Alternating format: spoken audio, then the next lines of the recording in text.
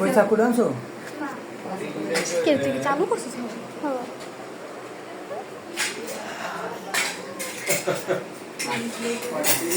নামাই তো পারতা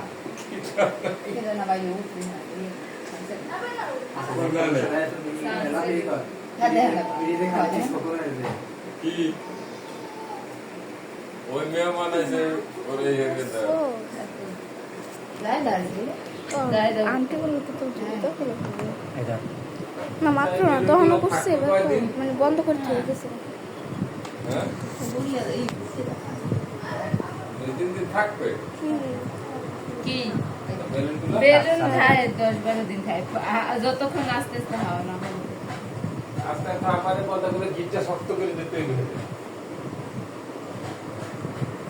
আমি কি আছে